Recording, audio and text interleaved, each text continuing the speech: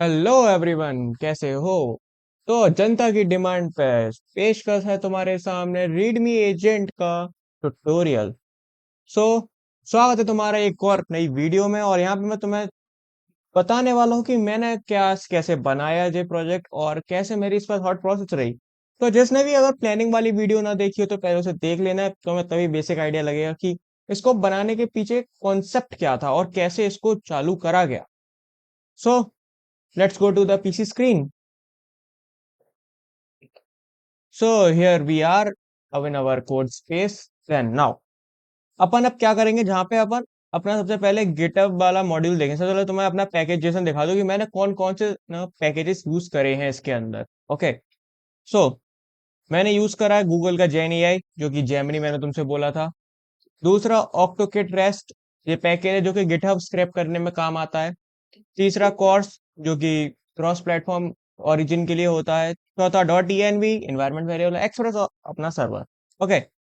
सो मैं शुरुआत करूंगा अपना गिटअप जेएस वाले कंपोनेंट से, बिकॉज ये कंपोनेंट सबसे ज्यादा क्या कहते हैं उसे, बिकॉज ये कंपोनेंट सबसे ज्यादा रोल प्ले करता है। तो यहाँ पे तो बेसिक कोड है अपना, अपने पाथ रिक्वायर करा है और ऑक्टोकिट को रिक्वायर करा है। तो ऑक्टोकिट में से अपन ने एक ऑथ निकाला है और यूजर एजेंट निकाला है। यूजर एजेंट में तो अपना ऑक्टोकिट का वर्जन चला गया है। बाकी अपना ऑथ में गया है अपना गिटहब टोकन। गिटहब टोकन कैसे निकालना है वो तो मैं लास्ट में बताता हूँ। ओके। सो सबसे पहले हमारा पार्स यूआरएल वाला फंक्शन आता है। तो ये पार्स यूआरएल वाला फंक्शन लेता है हमारे गिटहब रेपो का यूआरएल। गिटहब रेपो की यूआरएल में अब ये पार्स क्या करेगा, इसमें से गिटहब रेपो में से निकालेगा गिटहब रेपो का नाम और गिटहब रेपो का ओनर। इन दोनों चीजों को निकालेगा ये अपनी यूआरएल में से। और तुमने देखा हो ध्यान से तो तुम्हारी यूआरएल के अंदर तुम्हारा नाम और तुम्हारी रेपो का नाम मेंशन रहता है। तो ये वाला फंक्शन इसमें हमें रिटर्न करेगा ओनर और रेपो का नाम। देन ये फाइल्स वाली एक ऑब्जेक्ट है जिसके अंदर हर फाइल्स के पॉसिबल फाइल्स हैं, मतलब पॉसिबल पॉसिबल फाइल्स ही कह सकते हैं, जो कि ज्यादातर है ना डिपेंडेंसीज होल्ड करते हैं। जैसे कि जावास्क्रिप्ट में पैकेज जेसन है, इंडेक्स जेएस है, एफ जेएस है, सर्वर जेएस है, और ब्ला ब्ला ब्ला। टाइपस्क्रिप्ट में और तुम यहाँ पे देख सकते हो मैंने इतने सारे लिस्ट कर रखे हैं। और वैसे भी मैंने इस चैट जीपीटी से बनवाया था, सो नेवर माइंड। ओके। सो चलते हैं हम अपने अगले फंक्शन पे, जो कि है get repo language list. Basically ये करता क्या है, तुम्हारा यूआरएल लेगा, तुम्हारे गिटअप का यूआरएल लेगा। यूआरएल जाएगा पार्स यूआरएल वाले फंक्शन में, तो यहाँ से ओनर और रेपो रिटर्न करेगा। फिर इसके बाद ये यूज करेगा ऑक्टोकेट को, जिसमें से लिस्ट लैंग्वेज नाम का फंक्शन होता है। वो इसमें अपनी पूरी रेपो में कौन कौन सी लैंग्वेज यूज हुई होती हैं उनको निकाल देता है। जैसे कि तो मैं दिखाता हूँ हमारे गिटअप के अंदर। Just a second. ओके, तो मैं अपनी कोई सी भी रेपोजिटरी ओपन कर लेता हूँ।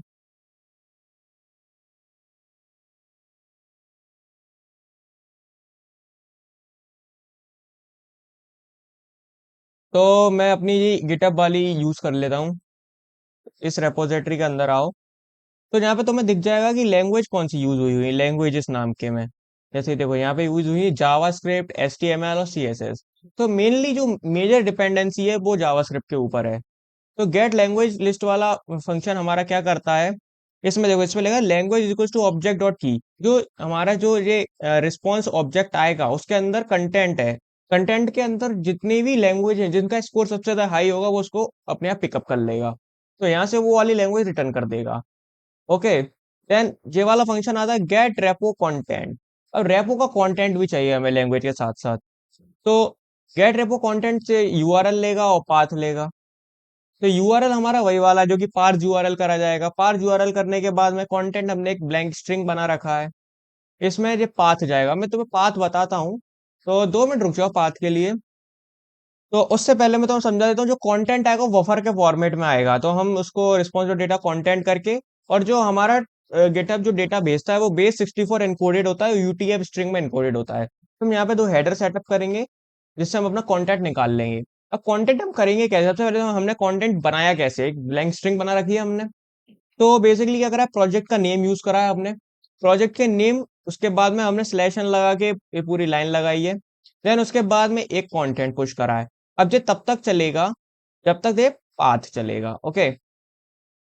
ना उसके बाद में रिटर्न कर देगा कंटेंट और रेपो का नाम। अब मैं रेपो का नाम क्यों रिटर्न करवा रहा हूँ तो मैं बाद में समझ में आएगा। ओके, देन हमारा आ जाता है लास्ट फंक्शन जो कि गेट रेपो फाइल स्ट्रक्चर, या लास्ट है। तो गेट रेपो फाइल स्ट्रक्चर क्या करता है, हमारी रेपो का यूआरएल लेता है, वही पार यूआरएल में जाएगा, फिर उसके बाद में उसमें से ओनर और रेपो निकाल देगा। देन उसके बाद में रेफरेंस डेटा करके हमने एक वो बनाया, वेरिएबल बनाया है, जिसमें गेट रेफरेंस करके फंक्शन है हमारी ऑक्टोकिट वाली लाइब्रेरी के अंदर, जिसमें वो रेफरेंस लेता है हेड और मेन का। और ये रेफरेंस हेड मेन क्या है, जो ब्रांच है हमारे, जो हमारा गिटहब रेपो है उसमें बहुत सारी ब्रांचेस होती है, मास्टर हो गई, मेन हो गई, जहाँ पे अभी मैंने हार्ड कोड कर रखी है मेन। इसको बाद में आगे जाके डायनेमिक कर देंगे, यूजर गेट वाला कर देंगे। ओके, तो ये हमारा मेन ब्रांच को, मेन ब्रांच का पूरा फाइल स्ट्रक्चर दे देता है। सपोज ये हमारा है, तो इसके अंदर हमारे बैकएंड के अंदर अ, इतनी सारी फाइल्स हैं, anyway example get ignore Gemini JS ये सब। तो ये पूरा फाइल स्ट्रक्चर दे देगा, ट्री फॉर्मेट के अंदर दे देगा हमें। तो मैं दिखाता हूँ कैसे किस तरह देगा वो हमें। पास मेरे पास इसका एक डेमो भी है, सो वेट अ सेकेंड। ओके, तो ये प्रोजेक्ट स्ट्रक्चर नाम का तुम्हें दिख रहा है ब्लॉक अपनी रीडमी एमडी में, तो इस तरह का कुछ देगा हमें। ओके, तो अभी इसका इस पूरे फंक्शन का काम क्या है तो मुझे बता देता हूँ मैं। सबसे पहले तो हमें पूरे है ना पाथ दे देगा, जैसे कमिट डेटा हो गया, ये सब तुम्हें कोड मिल जाएगा, मैंने भी इसके डॉक्यूमेंटेशन से उठाया था। और फुल रिकर्सिव ट्री दे देगा, फुल रिकर्सिव ट्री का मतलब ये है पूरा प्रोजेक्ट स्ट्रक्चर ट्री कहते हैं जिसे हम। देन इसके बाद में ट्री डेटा में से हम ट्री डेटा के ऊपर आइटरेट करेंगे, जिसमें आइटम टाइप ब्लॉब होगा, देन बाइनरी जेसन कहते हैं जिसे। देन कौन बेस बना के हमने हमने पाथ डॉट बेस नेम निकाल लिया। बेस नेम हमारा क्या होगा, आइटम का पाथ। आइटम के पाथ में मतलब आइटम के अंदर हमारे पाथ आ रहे हैं, तो पाथ में हमारा बेस नेम होगा। अब हम बेस नेम क्या कर रहे हैं, नॉर्मलाइजिंग वाला एक वो ले रहे हैं, क्या कहते हैं, वेरिएबल, जिसमें हम ऑब्जेक्ट की कीज है ना भेज रहे हैं, फाइल्स वाले ऑब्जेक्ट ही। तो फाइल्स वाला ऑब्जेक्ट मैंने ऊपर दिखाया था जो कि जे है। इसमें क्या करेगा देखो, इसमें अब क्या होगा, वेट अ सेकेंड।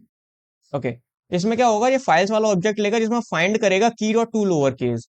अब जो हमारी की आ रही होगी ना इसके अंदर, इसको लोअर केस करेगा, और language dot to lower case, language हमने क्यों निकाला था, लैंग्वेज इसी चक्कर में निकाला था। जब हम अपनी रेपो का लैंग्वेज एक बार चेक कर लेंगे, सपोज करो हमारी लैंग्वेज जावास्क्रिप्ट की है, रेपो में जावास्क्रिप्ट यूज हो रहा है, बट हम आइटरेट कर रहे हैं सभी सभी लैंग्वेज पे, जैसे पाइथन हो गया, सी हो गया, टाइपस्क्रिप्ट हो गया, ये फिजिबल तो नहीं होगा ना। तो हमने क्या करा, इस लैंग्वेज के अंदर, इस लैंग्वेज वाला ये जो की है, इसके अंदर जितनी भी फाइल्स अभी हमने लिस्ट कर रखी हैं, वो सब लुक करेगा इन्हीं फाइल्स के लिए। जैसे ही उनको ये फाइल्स मिलेंगी, बिकॉज जो सारी डिपेंडेंसीज फाइल्स हैं, तो वो क्या करेगा, ये पार्ट डॉट पुश आइटम दिख रहा है, ये क्या है, हमारा एक एरे है, खाली एरे। तो मैं देखो देखो पाथ नाम का हमारा खाली एरे है, इसमें ये पुश कर देगा। अब सपोज करो तुम्हारे बैकएंड में कौन कौन सी वो है, तो मैं बता देता हूँ। हमारे बैकएंड में सपोज करो एक इंडेक्स जेएस है, ठीक है, पैकेज जेसन है, और ईएनवी है, ईएनवी मतलब सैंपल वाली, ठीक है। तो इसमें क्या होगा ना, हमारे सारे वो आ जाएंगे जिसके अंदर या तो डॉट जेसन प्रेजेंट होगा, डॉट जेएस प्रेजेंट होगा। बेसिकली मैंने जो जो नाम उसमें जो जो नाम लिस्ट कर रखे होंगे, वो सब उन्हीं के लिए लुक करेगा। उनको जैसे ही देख के इसके अंदर पुश कर देगा। अब ये पाथ वाला एरे यहाँ पे लॉक करने के लिए, वो तो खुद डिबगिंग के लिए यूज करा है मैंने। देन यहाँ पे हम क्या करें, गेट रेपो कंटेंट वाले फंक्शन को ना कॉल कर रहे हैं, जो कि क्या करेगा, यूआरएल और पाथ ले रहा है, वहां से कंटेंट रिटर्न कर रहा है हमें। अब पाथ क्या है, पाथ हमारी एरे है, ठीक है। तो चलते हैं हम ऊपर वाले उस पे, ऊपर वाले फंक्शन पे, get repo content, get repo content. Okay, तो देखो यहाँ पे पाथ ले रहा है, ये पाथ मैंने अभी समझाया था ना, तो मेरे पाथ क्या है, एरे ऑफ फाइल्स हैं बेसिकली। सपोज करो हमारे बैकएंड में फाइल है इंडेक्स जेएस पैकेज जेसन, तो ये एक एरे बनाएगा, backend slash index JS, backend slash package Jason. दूसरी फ्रंट एंड में हमारी पैकेज जेसन, कौन कौन सी टेक्नोलॉजी यूज हुई है, डिपेंडेंसी यूज हुई है, जैसे उनको लिस्ट करेंगे। तो ये पाथ वाली एरे पे वन बाय वन आइटरेट करेगा, उन सबका कंटेंट निकालेगा, कंटेंट निकालने का जहाँ पे अपेंड करता जाएगा। तो हमारे पास एक पूरा डेटा फ्रेम आ जाएगा बड़ा सा, जिसमें हमारे पूरे कंटेंट होंगे, जिसमें हमारा प्रोजेक्ट का नेम होगा। उसके बाद अनदर अनदर फाइल करके हमने सेपरेटर लगा रखे हैं, जिससे हमें पूरे है ना फाइल सेपरेटली मिल जाएंगे। ओके, नाउ अब अपन क्या करेंगे, अपन ने यहाँ पे कॉल करा, तो गेट रेपो कंटेंट हमें क्या देगा, कंटेंट और रेपो देगा। बेसिकली हमारा इस पूरी फाइल का इतना ही पर्पस था, और सबसे बड़ा काम भी ये फाइल कर रही है हमारा। देन हमने यहाँ से अपना एक्सपोर्ट कर लिया इस फंक्शन को। ओके, देन हम जाएंगे अपने जेमिनी जेएस पे। जेमिनी जेएस हमारा क्या है, सिंपल सा एक बॉयलर प्लेट कोड है हमारे जेमिनी एपीआई का, जहाँ पे हमने एपीआई की दी है, क्लाइंट बनाया है, और यहाँ पर रिस्पॉन्स में हमने जनरेट कंटेंट वाला फंक्शन लिया है, जिसमें हम अपना मॉडल स्पेसिफाई कर रहे हैं, कंटेंट स्पेसिफाई कर रहे हैं। कंटेंट फुल कंटेंट है, जो कि हम उसको मेन फाइल से देंगे, index.js फाइल से। ओके, सो यहाँ पे वो हमें रिटर्न करेगा रिस्पॉन्स डॉट टेक्स्ट। रिस्पॉन्स के अंदर, रिस्पॉन्स वाला जो ऑब्जेक्ट होगा उसके अंदर जो टेक्स्ट वाली फील्ड होगी वो हमें रिटर्न कर रहा होगा। और हमने मेन फंक्शन को यहाँ पे एक्सपोर्ट कर लिया है, जिससे हम इसको बाहर यूज कर सकें। अब आते हैं अपनी मेन पिक्चर पे, जो कि हमारे index.js फाइल। इसके अंदर हमारे सारे फंक्शन को हमने एक तरह स्टिच करा हुआ है। तो देखते हैं, सबसे पहले हम कंटेंट बना रहे हैं। एक हमारा अपेंड कंटेंट नाम का फंक्शन है, जो कि कंटेंट लेगा। कंटेंट जो हमारा प्री डिफाइंड कंटेंट है, उसका जो हम फंक्शन में कंटेंट भेज रहे हैं, जो हमने वहां पे डेटा फ्रेम बनाया है, वो सेंड कराएगा। वो सेंड करने का उसको कंटेंट को रिटर्न कर देगा। बस इतना सा काम है इसका। तो मैंने यहाँ पे फ्लैग लगाया है। तो ये हमारा फंक्शन है जनरेट रीडमी का, जो कि हमारे यूआरएल लेगा, जो कि हमें मिल रहा होगा फ्रंट एंड से। ओके, तो यूआरएल से लेगा, सबसे हमने फ्लैग को फॉल्स कर लिया, क्योंकि बूलियन वैल्यू है। बिकॉज ये कुछ भी रिटर्न नहीं कर रहा था, तो हमें कैसे पता पड़ेगा इसको, इसीलिए हमने इसको ट्रू फॉल्स करके लिया है। अगर ये ट्रू हो जाता है तो ये रिटर्न कर दिया इसने काम, और अगर इसने फॉल्स रखा है तो कुछ ना कुछ गड़बड़ है। तो देखो, मैंने गेट रेपो फाइल स्ट्रक्चर सबसे पहले कॉल करा, गेट रेपो फाइल स्ट्रक्चर। तो देखो, सबसे पहले मैंने गेटअप वाले इसमें जाके मैं एक्सपोर्ट भी गेट रेपो फाइल स्ट्रक्चर कर रहा हूँ, बिकॉज मैं मल्टीपल फंक्शंस को एक्सपोर्ट नहीं कर रहा हूँ, कंफ्यूजन बहुत ज्यादा फैलेगा। मुझे एक सिंगल वर्कफ्लो रखना था, मेरा टाइट वर्कफ्लो है, इसीलिए मैंने इसको टाइटली, है ना, पहले से स्टिच कर रखा है इसके अंदर। देन उसके बाद में मैं इस फंक्शन को एक्सपोर्ट कर रहा हूँ। ओके, सो मैंने अपना फंक्शन निकाल लिया, जहां पे मैं कंटेंट और रेपो निकाल रहा हूँ इसमें, और इसमें यूआरएल पास कर रहा हूँ। अब यूआरएल पास करने के बाद इस फंक्शन के इंटरनली मैं तुमको समझा दी, पार्स यूआरएल कॉल होगा, देन उसके बाद में गेट रेपो कंटेंट कॉल होगा, पाथ कॉल होंगे। वो मैंने वन बाय वन तुम्हें समझा दिया। बाकी तुम्हें कोड मिल जाएगा डिस्क्रिप्शन में, गिटअप की रेपो है, वहां से तुम उठा लेना कोड को, और अपने हिसाब से चेक कर सकते हो। तो देखो, अब यहाँ पे मैंने कंटेंट निकाल लिया, रेपो निकाल लिया। रेपो का बहुत बड़ा काम है, तो मैं बाद में समझाऊंगा, अभी बाद में मतलब कुछ समय बाद, बस थोड़ा सा वेट कर लो। तब तक मैं तुम्हें फुल कंटेंट समझाता हूँ। फुल कंटेंट क्या कर रहा है, अपेंड कंटेंट में कंटेंट को सेंड करेगा। जैसे कि मैं तुम्हें बताया, ऊपर वाला फंक्शन कंटेंट रिटर्न करेगा, ये पूरा डेटा फ्रेम बना के। पूरा डेटा फ्रेम है, प्लस जेमिनी का प्रॉम्प्ट है, इन दोनों को प्लस कर दो, तो बन जाएगा अपना एक फुल पूरा कंटेंट। और ये पूरा कंटेंट जाएगा इसके अंदर, फुल कंटेंट के अंदर। ठीक है, अब मैंने मेन वाला फंक्शन निकाला है, जो कि क्या कर रहा है, जेमिनी जेएस का मेन फंक्शन है, जिसमें हम क्या कर रहे हैं, अपना ये पूरा डेटा फ्रेम भेज रहे हैं, फुल कंटेंट भेज रहे हैं। और यहाँ से हम क्या गेट कर रहे हैं, डेटा गेट कर रहे हैं। बेसिकली रिस्पॉन्स डॉट टी है, जो कि मैंने इसको क्या कहते हैं उसे, जो कि मैंने इसको डिस्ट्रक्चर नहीं करा, डायरेक्ट मैंने डेटा के फॉर्म में निकाल लिया है। और डेटा के फॉर्म में निकालने का मैंने कंटेंट बनाया है, एक कंटेंट नाम का वेरिएबल, जिसमें मैं स्प्लिट कर रहा हूँ मार्कडाउन को।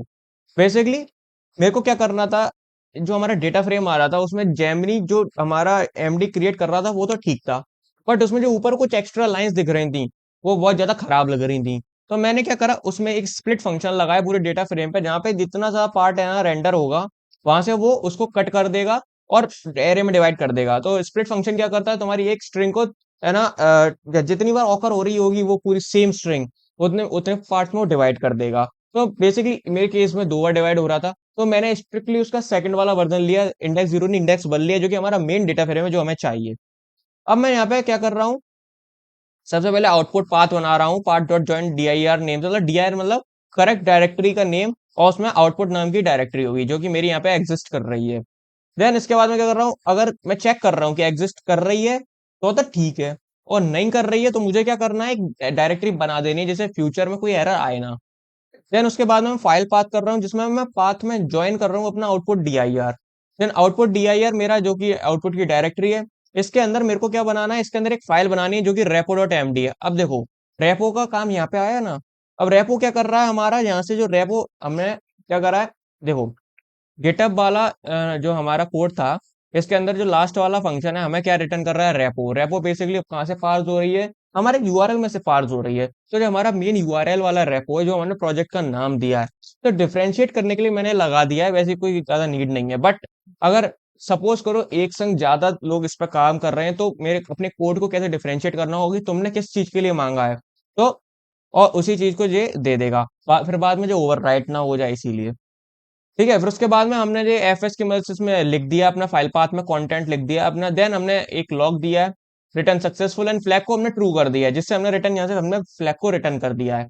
अब देखो, फ्लैग को वैलिडेट करने का लॉजिक मैं तुम्हें नीचे जो मेन राउट है हमारा उसमें बताऊंगा। ओके, मैं यहाँ से रिटर्न फ्लैग कर देता हूँ, अगर कोई एरर आता है तो मैं कंसोल पे एरर प्रिंट कर देता हूँ। अब देखो जो हमारा मेन राउट जो कि पोस्ट राउट है, जहाँ पे हमारी यूआरएल आ रही होगी, तो हमने बॉडी में हम फ्रंट एंड से यूआरएल सेंड कर रहे हैं, तो हम यहाँ से यूआरएल गेट करेंगे। और यहाँ पे चेक लगाया हमने, अगर यूआरएल नहीं है तो यूआरएल रिक्वायर्ड वाला एरर दे दो। वैसे भी हमने फ्रंट एंड पे चेक लगा रखा है, तो ऐसा कुछ सीन नहीं बैठता। ठीक है। और फिर हमने यहाँ पे ट्राई ब्लॉक का यूज करा है, जिसमें डेटा दे रहे हैं, हम डेटा निकाल रहे हैं जनरेट रीडमी यूआरएल से।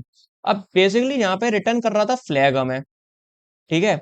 हमें रिटर्न कर रहा था ये फ्लैग, तो हम यहाँ से डेटा कैसे निकाल रहे हैं? तो हम इस फ्लैग को एक तरह से डेटा की तरह ट्रीट कर रहे हैं, और जनरेट रीडमी यूआरएल हमें जो फ्लैग दे रहा है, हम उसको यहाँ पे चेक कर रहे हैं। Yes this. तो हम यहाँ पे चेक कर रहे हैं कि डेटा आ रहा है कि नहीं है। अगर डेटा आ रहा है तो हमें क्या करें, स्टेटस में 200 सेंड कर दे, जेसन में फाइल रिटर्न सक्सेसफुल लिख दे, और रेपो का यूआरएल में क्या करें, URL dot spread slash dot pop replace git. अब जे क्या कर रहा है, हमारे रेपो का नाम भेज रहा है हमें। तो हमारा जो सपोज करो हमारा AI based GitHub readme generator है, तो वो क्या करेगा, AI based GitHub readme generator, file का नेम आएगा डॉट एमडी लिख देगा वो। और हमारा जो यूआरएल है ना, डॉट क्या कर देगा वो, उसे डॉट गेट कर देगा। तो इसमें क्या कर रहे हैं हम, बेसिकली पार्स, हमारा पार्स यूआरएल वाला फंक्शन है, वही वाला काम कर रहे हैं। हम क्या कर रहे हैं, यूआरएल में से उसका नाम निकाल रहे हैं, उसमें डॉट गेट हटा रहे हैं, बस और कुछ नहीं कर रहे हैं हम। तो यहाँ पे क्या हो रहा है, हमारे जो मैसेज जा रहा है उसमें रेपो का नाम जा रहा है। अब जो रेपो का नाम जाएगा हमारे फ्रंट एंड पे, जिससे हम उसको अपने लोकल स्टोरेज में सेव करा देंगे क्लाइंट की साइड। ठीक है। उसको भी तुम बताऊंगा, चिंता मत करो तुम। देन उसके बाद हमने एल्स लगाया, अगर डेटा नहीं आता है या फॉल्स होता है तो उसमें ये हैंडल कर ले। देन एरर में हमने यहाँ पे जनरेट रीडमी एरर का दिया, एरर डॉट मैसेज का दे दिया है। अगर कोई एपीआई रेट लिमिट होती है तो उसमें देना। और हाँ, तो अपने और टोकन पे जरूर ध्यान रखना, एपीआई रेट लिमिट होती है, वो मुझे बहुत ज्यादा परेशान कराता है इसमें, बट तुम जरूर ध्यान रखना इस चीज का। देन हमारा आता है यहाँ पे ऐप डॉट पोस्ट राउट, जो कि है गेट रीडमी वाला, जो कि हमारा डाउनलोड करेगा फाइल को। अब क्या कर रहे हैं हम, यहाँ से रेपो का नाम ले रहे हैं, रेपो हमने क्लाइंट साइड पे सेव कराई थी, डाउनलोड वाला बटन जैसे ही हिट करेंगे हम, तो हमारा रेपो का नाम हिट होगा यहाँ पर, बैक एंड में आ जाएगा रेपो का नाम। तो रेपो का नाम क्या करेगा, फाइल पाथ लेगा, ज्वाइन करेगा current directory plus output directory plus repo का नाम डॉट एमडी। अब देखो हमने रेपो जो सेव कराई है, हमने रेपो के नाम से तो सेव कराई है। ठीक है। तो उसमें हमने पूरा इसका एक नेम बना दिया, डायनेमिक नेम, और हमने उसको फाइल पाथ में अपेंड कर दिया, तो जो मिल जाएगा हमें slash output slash repo dot MD, मतलब जो भी हमारा रेपो नेम है डॉट एमडी। ओके। देन हमने हेडर सेट कर दिया इसमें, कि हमने हमारे फाइल क्या है, मार्कडाउन फाइल है, तो टेक्स्ट स्लैश मार्कडाउन, और अटैचमेंट है, और फाइल का नाम हमने रेपो डॉट एमडी सेंड कर दिया, हमने बैक एंड से सेंड करा है फ्रंट एंड पे। देन हम यहाँ पर एज डॉट डाउनलोड सेंड कर रहे हैं, जिसमें फाइल पाथ है, फाइल पाथ के अंदर रेपो डॉट एमडी है। और एरर एरर तो इसीलिए दे रहे, कोई एरर आता है तो यहाँ पे ये हैंडल कर ले, वरना एफ एस डॉट अनलिंक काम करेगा। जैसे ही फाइल वहां पर डाउनलोड हो जाएगी, तो यहाँ से हम अपने सर्वर से उस फाइल को डिलीट कर देंगे, क्योंकि हमें नीड नहीं है इस फाइल की अब, और फालतू का स्टोरेज भरने का कोई मतलब नहीं बनता है। ओके। सो ये हमने यहाँ पे अपने कैच एरर लगा दिए, जिससे है ना हमारी एरर कैच कर लेगा, हमारा कोड फटेगा नहीं एटलीस्ट। अभी हमने अपना बैकएंड पूरा कंप्लीट कर दिया है इसमें, चुटकियों में तुम्हें मैंने बैकएंड समझा दिया। अब मैं तुम्हें समझाता हूँ अपना फ्रंट एंड कैसे काम कर रहा है। तो सबसे पहले इन सारी फाइल्स को बंद करते हैं और आ जाते हैं अपने app.jsx पे। तो मैं बता दूं, फ्रंट एंड के लिए मैंने इसमें यूज करा है टेलविंड और वीट। ठीक है। टेलविंड और वीट का मैं यूज कर रहा हूँ। अब यहाँ पे देखो डिपेंडेंसीज क्या है, और रिएक्ट आइकन्स यूज कर रहा हूँ, बिकॉज एक क्लाउड का आइकन था डाउनलोडिंग के लिए, तो उसका यूज करा है। इतने तुम समझदार हो यार। बाकी हमने लोडर बनाया एक कंपोनेंट में, उसका भी ज्यादा दिमाग मत लगाओ तुम, लोडर सिंपल सा गोल गोल घूमने वाला लोडर है। तो मेन आते हैं अपने सबसे पहले फ्रंट एंड पे, जिसमें हमने एक डेव बनाया, उसके अंदर रीडमी जनरेटर लिखा दिया, एक इनपुट फाइल इनपुट है, जिसमें हम क्या कर रहे हैं, यूज स्टेट का यूज करके हम जिसमें चेंजेस हो रहे हैं वैल्यू को उसमें सेव करा रहे हैं। देन एक बटन बनाए जनरेट नाम का, जो कि हमारा सबसे पहले कॉल करेगा स्लैश राउट को, जो हमारा पूरा है ना ऑपरेशन करने के बाद में हमें मैसेज सेंड करेगा, रिटर्न हो गई है सक्सेसफुल एकदम। देन अगर तब तक नहीं है, तब तक लोडर चलेगा हमारा, क्योंकि हम उसमें लोडर को ट्रू कर रहे हैं। उसके बाद में जैसे ही हमारा ऑपरेशन कंप्लीट होता है, लोडर का फॉल्स करके डाउनलोड वाले बटन को कर देंगे, बिकॉज हमें यहाँ से सर्वर से मिल रहा है रेपो। अब देखो तुम क्या हो रहा है, यहाँ पे हैंडल जनरेट वाला फंक्शन कर क्या रहा है, सेट लोडर को ट्रू कर रहा है। देन रिस्पॉन्स ले रहा है, एग्जॉस्ट का यूज करा है मैंने रिक्वेस्ट ना मारने के लिए, पोस्ट रिक्वेस्ट मार रहा हूँ अपने बैकएंड पे। देन यूआरएल भेज रहा हूँ यूआरएल के फॉर्म में। ना अब क्या कर रहा हूँ मैं, रिस्पॉन्स स्टेटस 200, मैंने स्टेटस वहां पे सेंड करा था ना, इसीलिए सेंड करा था। तो रिस्पॉन्डर स्टेटस 200 में चेक करूंगा, ऐसे 200 आया, मैं अलर्ट करूंगा डेटा डॉट मैसेज, जो कि मैं मैसेज सेंड कर रहा हूँ अपने बैकएंड से फ्रंट एंड पे। अलर्ट आएगा, पॉपअप होगा, जैसे ही मैं उसको ओके क्लिक करूंगा, मेरा क्या होगा, एक नाम आ रहा होगा respond data dot repo. Repo का जो नाम आ रहा है मैं उसको क्या कर रहा हूँ, उसको अपने लोकल स्टोरेज में सेट कर रहा हूँ रेपो के नाम से। देन सेट लोडर को मैं फॉल्स कर दे रहा हूँ। सेट लोडर को फॉल्स इसलिए कर रहा हूँ बिकॉज मेरा ऑपरेशन कंप्लीट हो चुका है, ठीक है। और अगर कुछ एरर आता है तो यहाँ पे कंसोल पे वो रेस्पॉन्ड डॉट डेटा जो भी हमारा एरर आएगा वो दिखा देगा और लोडर को फॉल्स कर देगा। सिंपल सी बात। इतना करने के बाद में मैं हैंडल डाउनलोड को कॉल कर रहा हूँ। हैंडल डाउनलोड भी मेरा एग्जॉस्ट से रिक्वेस्ट मार रहा है get slash get readme your उस एंड पॉइंट पे। यहाँ पे मैं रेपो का नाम भेज रहा हूँ कैसे, local storage dot get item repo. And then repo का रिस्पॉन्स टाइप मेरा ब्लॉब है। ब्लॉब होता है बाइनरी फाइल। अब बाइनरी फाइल क्यों मैं ले रहा हूँ, बिकॉज बाइनरी फाइल हर केस में काम आती है और ये फटती नहीं है इतनी। सपोज करो तुम्हारी बैक एंड से फ्रंट एंड पे आ रही है, अगर नेटवर्क डिस्टर्ब हो रहा है तो अभी वो इतना ज्यादा डिस्टर्बेंस नहीं होगा उसमें, वो करप्ट नहीं होगी सबसे बड़ी बात तो फाइल, ठीक है। और ज्यादातर जगह यूनिवर्सल होती है तो काम आ जाती है।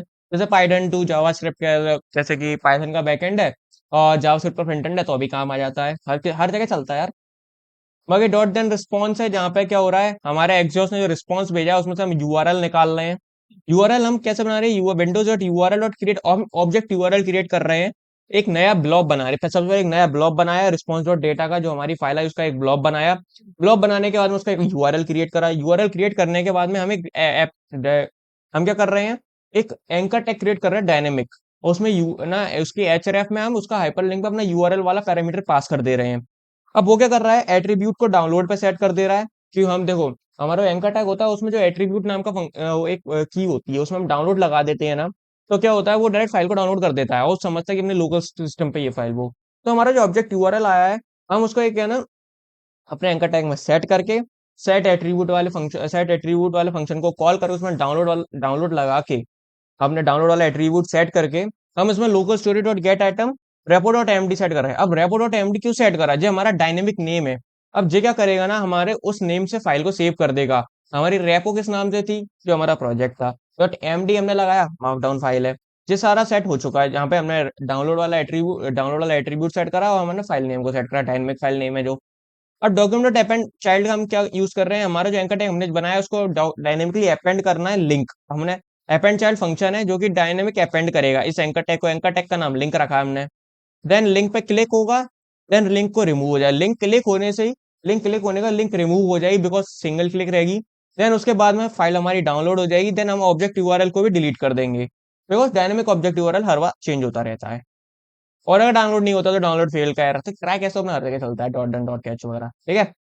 तो मैंने जो अपना पूरा समझा दिया है, अपना पूरा कोड स्ट्रक्चर। जितने भी जनता ने बोला था कि ट्यूटोरियल चाहिए, देखो गाइस, तो मैं सही बताऊं तो मैं कोड लिख के बताऊंगा, क्योंकि रिसर्च मुझे भी करनी होती है। मैं भी ऐसा नहीं हूँ महाज्ञानी कि मैं लिख दूंगा भाई, ये की जरूरत मुझे भी पड़ती है। और तुम जितना समझ जाओ जल्दी उतना अच्छी बात है। तो देखो, कुछ कोड मैंने यही से लिखवाया है, कुछ कोड मैंने खुद लिखा है, कुछ रिसर्च करी है। और सही बताऊं ना, जब से चैट जीपीटी आया रिसर्च का काम बहुत कम हो गया, स्टैक ओवरफ्लो पर जाने की जरूरत नहीं पड़ती मेरे को, ठीक है। तो ये काम हो गया अपना बाकी का। और जिस किसी ने भी इसका वॉक थ्रू की वीडियो नहीं देखी है ना, वो पीछे चले जाना, मतलब पीछे क्या चले जाना, दूसरी वीडियो में लिंक कर दूंगा, डिस्क्रिप्शन में डाल दूंगा, तुम देख लेना। उसका वॉक थ्रू ऑसम बना है, बढ़िया एकदम मस्त सा। और जितने लोगों ने ट्यूटोरियल की बोली थी, बेस्ट ट्यूटोरियल है, देखो अपने दोस्तों के संग शेयर करो।